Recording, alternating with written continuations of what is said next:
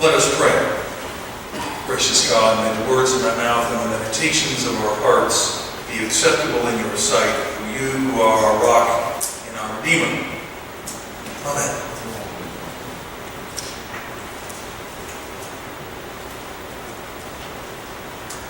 Now, it has been said about my preaching that every once in a while I get a little lighthearted when it comes to my opening illustrations. They get to be very basic and everyday.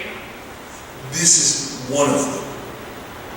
I'm going to begin tonight by talking about the philosopher Socrates. So, no, we're not going simple and easy to start.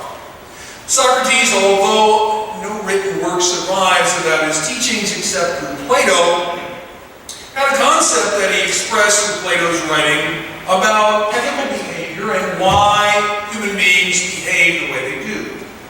He talked a little bit about the health of the soul. That sounds good and therapeutic, doesn't it? And he used the illustration of wine jars. Wine jars, probably similar to what would be in our story for today. Large vessels, either made of some kind of earthenware or even stone, that would be used to store up wine. The problem with these earthenware vessels, if any of you have ever had these vessels to work with, is they are not 100% waterproof all the time. They can get damage that is unseen and leak. And if you get a leaky jar, you get problems. Now, modern day era of glass and so on, we usually don't have that issue. But we certainly had it then. A working good seal jar, says Socrates, is a healthy soul. Once it is filled up with good things, it remains filled and can stay filled and healthy with just a little bit of recharging. But an unhealthy soul is like a cracked wine jar. It never seems to be filled. No matter how much the unhealthy person tries to fill themselves up, usually with things that are not very good for them in the first place, they're constantly thirsty for something.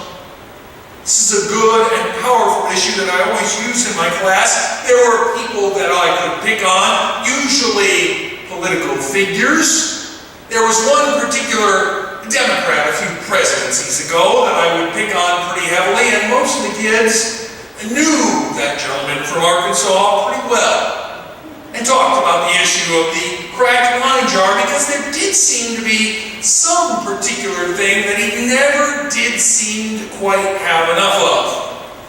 Not saying that he mentioned anything or anything like that, but there was something. But that's true for a lot of people, whether they're in politics or other positions. When things go wrong, things go very wrong. And it's a problem. But that idea of the health of the soul was a good one. Plato builds on it, and although there's not any specific religious reference in Socrates or Plato's work, it certainly works for our spiritual lives and the lives of the church as well. As I said, the neat thing about this story is it has these jars, and we really don't have a modern day equivalent, except maybe water cisterns. Some people collect rainwater in large cisterns and go ahead and use it for watering gardens and so on. You can collect that water and then water the garden with it later. It's a really good way for water storage. I had a 55-gallon garbage can underneath one of my downspouts. That was my cistern that I have. It also leaked a lot and didn't really work too well. We do not have it any longer. But I remember we did have that for a time. The idea of the jars in our story, I don't think people realize the size of these jars and how many of them there were. First, let's set the scene. Jesus and the disciples go to a wedding. Now, you and I go to a wedding, and there's the rehearsal, and then there's the wedding, and then there's the reception. Just over 24 hours of festivities. And what's the one thing you are not allowed to do? Run out of beverages of whatever you're choosing. I I cannot imagine going to somebody's wedding and running out of stuff to drink. Someone would run out and get more, no matter what. And you always, whenever you have something, do exactly what's talked about in our story, and that is you go ahead and you serve your best stuff first.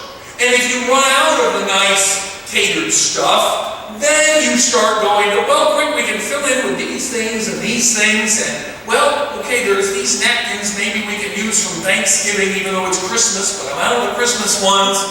None of you ever do that. You're way more well-planned than I am, because that's what I'm usually doing. Feeding people on a card table, going, okay, well, this will work.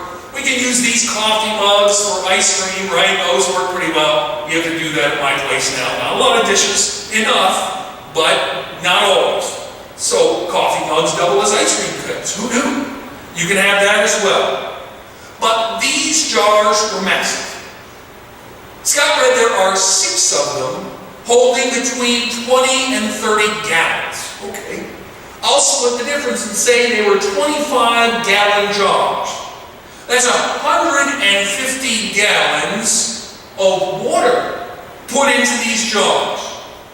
I don't know what wedding pounds through 150 gallons of wine. And remember, they had been going for several days. In those times, weddings didn't last a day, they lasted a week. When they partied, they meant it. So this was going on, and they ran out of wine. Big problem.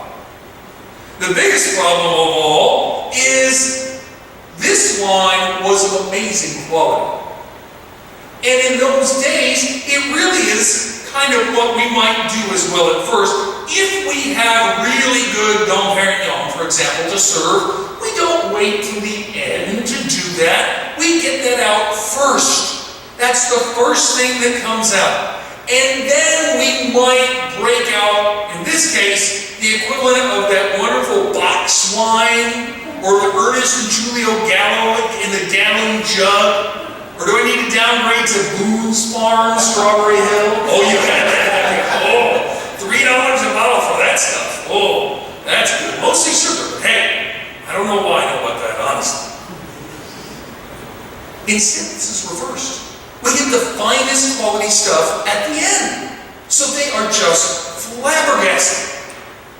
Absolutely flabbergasted. That this amazing wine, this satisfying, wonderful, top-of-the-line wine would be saved for last. But it does something amazing. It shows one thing in particular, just how much Christ can do.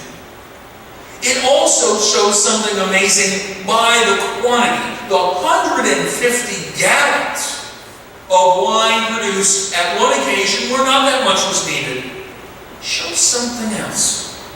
The amazing overflowing grace and generosity of Christ.